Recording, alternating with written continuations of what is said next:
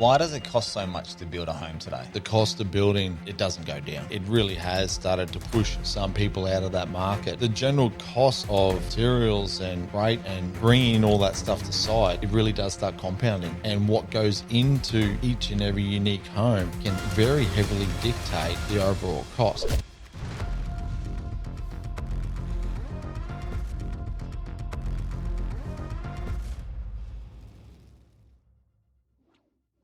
Hey guys, welcome to The Builder's Edge. I'm Norm Wales from Norm Wales Constructions.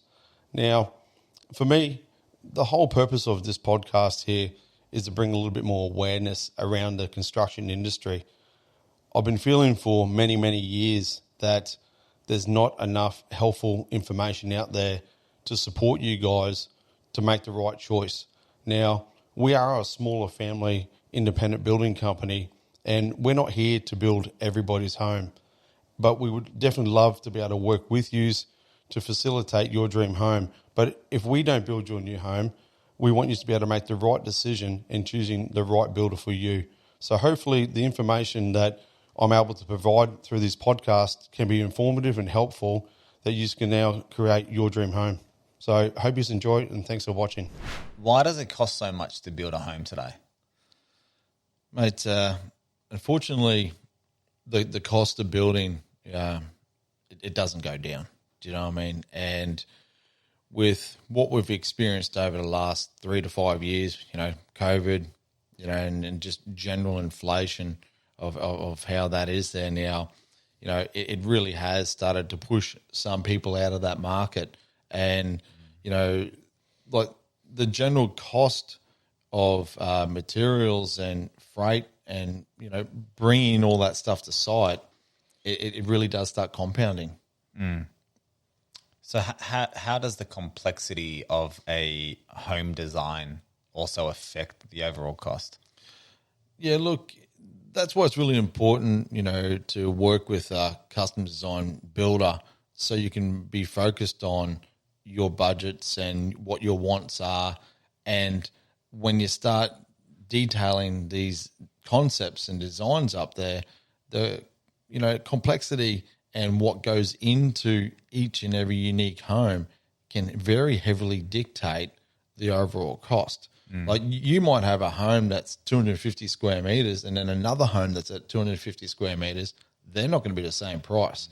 They can be built side by side, but you got so many different variables that can still come into play that's going to heavily dictate, what those overall costs are actually going to be. Like no two homes are the same. Well, what would some examples be of like different variables in a home? Continue on with those two same, homes at 250 square meters there.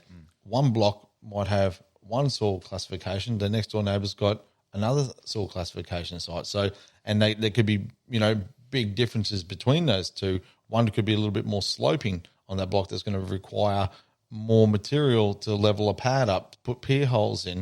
It might be $50 here, $1,000 there, but, that all compounds on each other and adds up at the end of the day. That can really heavily dictate the overall cost. Like through the design aspects and that there, it could be the difference of a beam, how far that's spanning, does it span that little bit further? Now you're going to go into a steel beam, then you're going to need a crane to install that beam, so it's about being creative, around what you're trying to, build and construct there and find the best methods possible to keep those costs in, I guess to a realistic, a more realistic area that's going to be achievable. I mean, coming out of COVID, how did you, with the cost increase of materials and then also trades as well, how did you guys manage the expectations of clients coming out of COVID? Because obviously you guys knew that everything increased, but then you guys have to go off and tell the clients that. So talk us through that process of meeting the expectations of the clients, and then also new prospective homeowners who are looking to build, who thought, before COVID, the cost to build was X, and then they've come to you after COVID and they've gone, whoa, what happened there? Why is this so much more expensive? Yeah, definitely good question there. Like, obviously, COVID did change a lot of dynamics of cost and, a lot of things in the building industry there. But for ourselves there, like, we still stayed on point with everything that we'd committed ourselves to.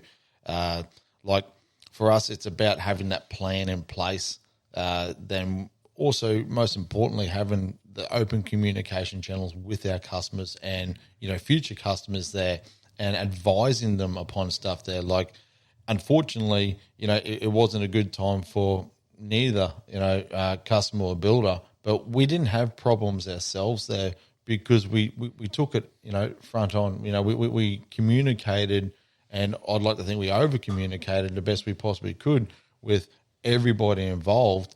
And we all understood that we're on that same trajectory to, get that great result at the end. We had to be on the same page together to get there, to achieve that there. How did you find those conversations? I mean, how did your clients respond to that? How did they respond?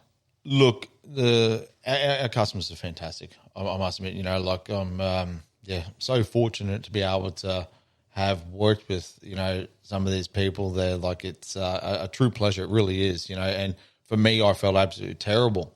With, if there was a small delay or, a cost overrun or a product that they had selected that now just does not exist and they've had to reselect, something there. But we all definitely banded together and, worked towards that same common goal. And it was, a really enjoyable experience to sort of be able to sort of have that communication and then I guess that support with each other there, that we could openly, work through any problems there, so that was, really empowering itself there. But it was good that they put the faith and the trust into us, and, we had that transparency, so it was very black and white to where things were. And I guess speaking of transparency, what would some of the hidden costs be that perhaps homeowners don't initially consider in the early stages? Look, in the early stages there, if you haven't taken the right steps forward and, done a proper preliminary agreement and, gathered all your plans and specifications, and you've gone with another builder that's potentially shortcutted that process, it could be something as simple as just not getting a soil test done, but you've signed a contract there. And it's that unknown that then can really dramatically blow out the cost of your foundations, so it's about taking the right steps. You can't put the icing on the cake before you bake the cake. You got to let the cake cool down. It's the same as building. You've got to take those correct steps forward there, and to get the right outcome and the best result, there is no shortcuts. Yeah, absolutely. Can opting in for energy efficient or smart home features, how does that affect the overall pricing?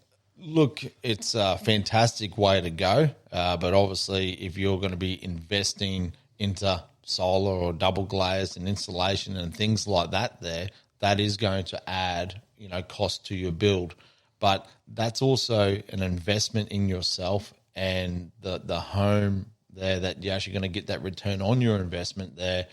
Some of them, in that 3 to 5 years time, that, your power bill is now, much less than what it was. It's paid off that solar system there as an example, by putting that insulation in, that you can enjoy, your home all year round instead of just parts of the year there, because it's, stays at a nice comfortable level, so you don't have to run those air conditioners and things like that as frequently. So it is a good way to invest in yourself there, but it is an outlay which is an additional cost, unfortunately. I mean, so looking forward, homeowners looking to build, what's some overall advice and perhaps some strategies as well that you can share with them now that they could use to help manage their finances better? Yeah, look, the best advice if you're looking at constructing and, you're mindful of cost there, it's to take that right step forward there and do a proper preliminary agreement, not just work on some glorified concepts there. You've got to get into the nitty-gritty, the bones of it all there. And, a good example of that there, just say you hurt yourself, you fell off your motorbike and, you broke your arm or you believe you've fractured your arm or done something to it there, you are going to go to the doctor. The doctor's going to go, yeah, it looks like you broke your arm. They're the experts, aren't they? But they're actually going to turn around and say, hey, let's take you for an X-ray to fully diagnose it is a broken arm or the extent of that broken arm. Now, by getting that X-ray, they can say, oh, okay, yeah, you broke your arm. We know you've done that there. But if we now do this and that, we can help that heal quicker. Or if you're a sports player, they can get you back on the field quicker there. We're exactly the same by doing a thorough building preliminary agreement, getting all those specifications in place. That is our X-ray to bring back. We piece all that together, and then we can give you the best game plan and the best approach there to make the best informed decision that's going to, help you guys get the most value for your money. Mate, I love that. That is absolute gold. Cheers, mate. Well, before we wrap up, let's get to our get to know your norm question. There you go. See what you can get out of that. All right, mate. Here we go. Ooh. Okay, this is a tricky one. Okay. So, Norm, what's the most profound lesson you've learned from a book or a movie, and how did it impact your life?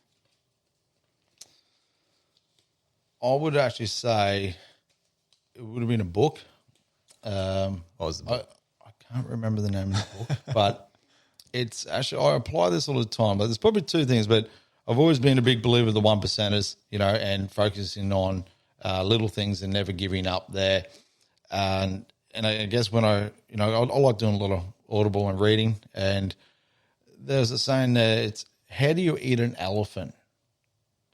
And You do always say this. yes, and the answer to this is one bite at a time. So the moral of that is, it doesn't matter how big the hurdle is or what, obstacles you have in life there, you can achieve it if you're willing just to chip away one bite at a time. You know what I mean? And, that really resonated with me because it's something that I'd had always believed in, and there's a similar things that I've always sort of, been really drawn to. So I definitely think how to eat an elephant, and it's one bite at a time. I absolutely love that. That's gold. Thanks, Norm. Perfect. No worries, mate.